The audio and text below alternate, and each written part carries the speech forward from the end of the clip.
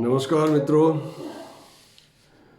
आज हम पुनः अपने उपनिषद चर्चा पर आगे बढ़ेंगे। हम ईशोपनिषद पर चर्चा कर रहे थे और अपनी पिछली चर्चा में हमने ईशोपनिषद के 8वें मंत्र तक हमने चर्चा की थी। आज हम 9वें मंत्र पर चर्चा करेंगे। नवा मंत्र है अंधम तमः प्रविशन्ति ये विद्याम उपासते ततो भूय इव ते तमो य उ विद्यायाम रता। इसको इस पर आगे बढ़ने से पहले जो हमने 8वां मंत्र पढ़ा था उसको संक्षेप में एक बार पुनः स्मरण कर लेते हैं, क्योंकि यह उसी की निरंतरता में यह बात कही गई है। उसको ठीक से समझने के लिए एक बार 8वें मंत्र को भी हमें पुनः स्मरण कर लेना होगा। 8वां मंत्र था सपर्यगात् शुक्रम अकायम अव्रणम अस्नाविनम शुद्धम अपाप विद्धम कविर्मनीषी परिभू स्वयंभूर याथा तथ्योर्थान विदधात् शाश्वतीभ्य समाभ्य। वह जो जिस तत्व की बात यहाँ कही जा रही है वह क्या है, सह मतलब वह क्या है, उसी को यहाँ बताया गया है मंत्र के माध्यम में। सह पर्यगात, अगात मतलब चला गया है, परि मतलब सर्वत्र सब जगह जो पहुँचा हुआ है, शुक्रम मतलब जो शुद्ध पवित्र है, शुद्ध है, और जिसकी उपस्थिति में सब कुछ शुद्ध हो जाता है, पवित्र हो जाता है। जैसे हमारे पुरोहित जब आपको पूजा कराते हैं तो मंत्र पढ़ते हैं अपवित्रम पवित्रो वा सर्वावस्थां गतोपि वा यह स्मरेत पुंडरीकाक्षम सब जब अंतर शुचि। तो यह बाह्य और अभ्यंतर सर्वत्र शुचि कर देने वाला जो वह तत्व है वही शुक्रम। अकायम अव्रणम, उसकी काया नहीं है कोई, अकायम उसके कोई शरीर नहीं है, अव्रणम उसमें कोई घाव नहीं, किसी तरह का कोई उसमें चिन्ह नहीं, और जिसकी काया ही नहीं उसमें चिन्ह कैसे हो सकता, घाव कैसे हो सकता है। अस्नाविरम, उसमें कोई स्नायु नहीं है, यानी जो नसें होती हैं, ये शरीर ही नहीं तो नसें कहाँ से होंगी। हम नसों के माध्यम से ही सुख दुख का अनुभव करते हैं। किसी ने हमें स्पर्श किया, वो अच्छा लगा या बुरा लगा, यह अनुभव नसों के माध्यम से हमारे भीतर पहुंचता है और तभी हम सुख और दुख का अनुभव करते हैं। तो यह स्नायु सभी इंद्रियों के साथ जुड़े हुए हैं, चाहे आँखें हो, नाक हो, कान हो, सब जगह। तो ये जब स्नायु ही नहीं है तो वो सुख दुख का अनुभव नहीं करता। हम सुख दुख का अनुभव जो करते हैं वो क्या है वह आगे देखेंगे, पर वह जिसकी बात हो रही है सह, वह सुख दुख के अनुभव से परे है। और शुद्धम अपाप विद्धम, वह शुद्ध है, अपाप विद्ध है। पाप का विद्धने का मतलब उसमें किसी तरह से की कामना नहीं है, उसके भीतर काम नहीं है। काम मतलब हम जो जब एक शिशु को हम पवित्र मानते हैं, क्योंकि उसमें अभी काम का उन्मेष नहीं हुआ है, उसमें अभी सेक्स का ज्ञान नहीं है, परंतु जैसे जैसे बड़ा होता है काम का उन्मेष होता है, पाप भी प्रवेश करता है। तो शुद्धम अपाप विद्धम, तो वह उसमें कोई सी प्रकार पाप नहीं है और शुद्ध है, अपाप विद्ध है, पाप ने उसको विधा नहीं। कविर मनीषी परिभू स्वयंभू, और कवि और मनीषी लोग उसको वह क्रांतदर्शी है, मनीषी है, और परिभू मतलब सर्वत्र व्याप्त है। स्वयंभू मतलब स्वयं उत्पन्न हुआ, उसको उत्पन्न करने वाला कोई दूसरा नहीं है। हर कोई जन्म लेता है तो उसके कोई जन्म देने वाली होती है, माँ होती है, पर यहाँ उसको जन्म देने वाला कोई नहीं, वह स्वयंभू है, स्वयं उत्पन्न हुआ है। और जो कवि मतलब अपने मनों को मनीषी, और मनीषी क्या है, मन को नियंत्रण करने वाला, सभी के मनों को जो नियंत्रण करता है वह मनीषी। और कवि मतलब सब कुछ देखने वाला, जान लेने वाला, तीनों कालों को, सभी चीज़ को जो जानता है। और याथा तथ्य अर्थान व्यदधात शाश्वतीभ्य समाभ्य। और जितने भी तत्व हैं संसार में जो हम देखते हैं, जल, अग्नि, पृथ्वी, आकाश इत्यादि, उन सबको उनकी यथा तथ्य, उनकी जो कार्य है उनको सौंपा हुआ है कि तुमको यह कार्य करना है, और उसी प्रकार से वह कार्य करते रहते हैं। शाश्वतीभ्य समाभ्य, मतलब समस्त कालों के लिए उनको वह कार्य उन्होंने दे रखा है। तो यह जो उसको प्राप्त करना ही लक्ष्य है, इसी को आगे बताया है कि उसको जो साधक कैसे प्राप्त करे, इसके लिए उपायों के लिए आगे के मंत्रों में बताया गया है। पर उसमें खतरे क्या हैं, कौन सी बाधाएं हैं जिससे वहाँ वो नहीं पहुँच पाता, और उसको कैसे पहुँचना है, क्या करना है, ये आगे के मंत्रों में बताया है। तो 90वें मंत्र में कहते हैं, अंधम तमः प्रविशन्ति ये अविद्याम उपासते ततो भूय इव ते तमो य उ विद्यायाम रताः। इस मंत्र की पहली पंक्ति है, अंधम तमः प्रविशन्ति ये अविद्याम उपासते। इतनी तो बात समझ में आती है कि अंधम तमः मतलब एकदम आँखों को अंधा कर देने वाला ऐसा अंधकार कि हाथ को हाथ न सूझे। अंग्रेजी में जिसे कह सकते हैं ब्लाइंडिंग डार्कनेस, ऐसा अंधेरा। ऐसे अंधेरे में कौन प्रवेश करता है? यह अविद्याम उपासते, ये अविद्याम उपासते, जो अविद्या की उपासना करते हैं। यह बात, इतनी तो बात समझ में आती है। अविद्या क्या है? यही जो लौकिक वस्तुओं को प्राप्त करने के लिए, सांसारिक सुखों को प्राप्त करने के लिए जो भी हम करते हैं, वही अविद्या की उपासना है।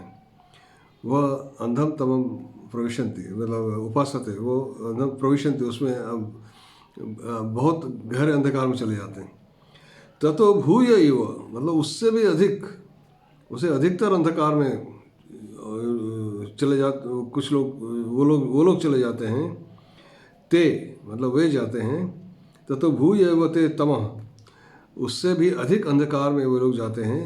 य उ विद्यायाम रता, जो विद्या की उपासना में लगे हुए हैं। तो बात बड़ी विचित्र है। विद्या के बारे में तो हम जानते हैं कि विद्या है, हमें अमृतत्व की ओर ले जाती है, जो आगे के मंत्रों में कहा भी जाएगा, ये बात कही भी जाएगी। पर यहाँ क्या कह रहे हैं कि जो अंधकार में अविद्या की उपासना करने वाले जिस अंधकार में प्रवेश करते हैं, विद्या की उपासना करने वाला उससे भी अधिक घोर अंधकार में चला जाता है। तो यह कौन सी विद्या है? इस विद्या की उपासना का तात्पर्य क्या है? देखिए, जो भोग के लिए कुछ हम करते हैं जब, और तृप्ति के लिए, तो उसी पर विश्वास करके उसी के अनुसार कर्म करते हैं। उसमें कोई ढोंग नहीं होता। पर हम बाहर से तो विद्या की उपासना करने की बात कर रहे हैं कि त्याग, तपस्या इत्यादि, पर भीतर भीतर चाह रहे हैं कि ये भोग हमें मिल जाए। तो वह है विद्या की उपासना करने वाला, जो और भी गहरे अंधकार में चला जाता है। देखिए, पाश्चात्य संस्कृति और हमारे देश की संस्कृति में अंतर क्या है? पाश्चात्य जगत भोग पे, प्रकृति को भोगने पर विश्वास करता है कि यह प्रकृति हमारे भोग के लिए बनी है। पश्चिमी सभ्यता उसी पर खड़ी है। वो लोग वही करते हैं जो जिस पर वो विश्वास करते हैं। वो जानते हैं हमें इस जीवन में भोग करना है, तो उनका सारा कर्म, जो भी उनका प्रयत्न है, उसी दिशा में चलता रहता है। तो वो उसमें प्रगति भी करते हैं, उसी में वो प्राप्त भी करते हैं, क्योंकि उनकी उस सोच में ढोंग नहीं है। पर हमारे देश में क्या होता है, हमारे वेदों ने, शास्त्रों ने त्याग की और ईश्वर की उपासना की, और जो स्तर रखे हैं, जो महत्व रखे, उसकी महानता को गुणगान किया है और उसी के द्वारा पहुंचना होता है, वह हमारे समाज में प्रचलित है, उसका सम्मान है। परंतु हम मन से उस पर विश्वास नहीं करते, हम करते हैं उसका उल्टा ही है। बाहर से तो बात करेंगे कि हाँ त्याग और तपस्या और पूजा उपासना, पर भीतर भीतर भोग चाहेंगे और उसके लिए छुप करके करते भी हैं। हमारे देश में ऐसे बहुत से बाबा लोग आजकल जेलों की सलाखों के पीछे हैं, आप जानते हैं। तो क्या है वो कि बाहर से तो आप दिखा रहे हैं कि विद्या की उपासना कर रहे हैं, पर भीतर से आप कामनाओं से ग्रसित हैं। तो यह जो ढोंग है, यही से को कहा गया है, विद्या की उपासना करने वाला और घने अंधकार में चला जाता है, और भी गहरे अंधकार में चला जाता है। जो अविद्या की उपासना करता है वो तो अंधकार में जाता ही है, और इस प्रकार से विद्या की उपासना करने वाला जो वास्तव में खाली दिखाने के लिए कर रहा है, वह और भी गहरे अंधकार में चला जाता है। तो इसी को फिर अगले मंत्र में क्या कहा है, अन्य देव आहुः अविद्यया अन्य देव आहुर्विद्यया अन्य दाहुर अविद्यया इति शुश्रुम धीराणाम ये नस्तत् विचचक्षिरे। कि इस अविद्या का फल अन्य, मतलब अन्य होता है, कुछ होता है, और विद्या के द्वारा जो प्राप्त होता है उसका फल कुछ होता है, ऐसा आहु मतलब कहते हैं, हमारे ऋषिगण कहते हैं, ऐसा कहते हैं। क्या कहते हैं, इति शुश्रुमा धीराणाम ये न तद विचचक्षिरे। अब ये जो बता रहे हैं गुरु को, दूसरों को हमें बता रहे हैं, विचचक्षिरे, चचक्षिरे मतलब यह चक्ष धातु से बना है शब्द। चक्षु का मतलब इसी चक्ष धातु का मतलब बोलना, और इसी धातु से चक्षु शब्द भी बना है। चक्षु मतलब आँखें, मतलब जिन्होंने देखा है। विचचक्षिरे वी मतलब विशेष रूप से, तो विशेष रूप से बताना मतलब जिन्होंने उस चीज़ को देखा है, अनुभव किया है, उन्होंने हमें बताया। विचचक्षिरे, उन्होंने विचचक्षिरे बताया था। इति शुश्रुमा, और उनसे हमने सुना था, हमने सुना था, और वही आज हम तुम्हें बता रहे हैं कि विद्या क्या है और विद्या क्या है। अर्थात विद्या का असली रूप, असली स्वरूप क्या है, विद्या क्या है, इसी को हमने ठीक ठीक से उनसे सुना था, जिन्होंने उसको अनुभव किया, देखा और उसको हमें बताया, और हमने उसको शुश्रुमा मतलब हमने उसको सुना। वही आज अब हम तुमको बताएंगे। तो यह इन दोनों मंत्रों में, 9वें और 10वें मंत्र में जो बात कही गई है, उसका जो मूल भाव है वो यही है कि हम जिस उसको यदि पाना चाहते हैं तो ढोंग करने से काम नहीं चलेगा। उसमें पूरी तरह से पूर्ण विश्वास के साथ उसमें कार्य करना होगा। एक नर्तकी गाना गाती है, नाचती है, इस तरह से लोगों का मनोरंजन करके अपना जीविका उपार्जन करती है, वो उसकी जीविका है, उसमें लगी है।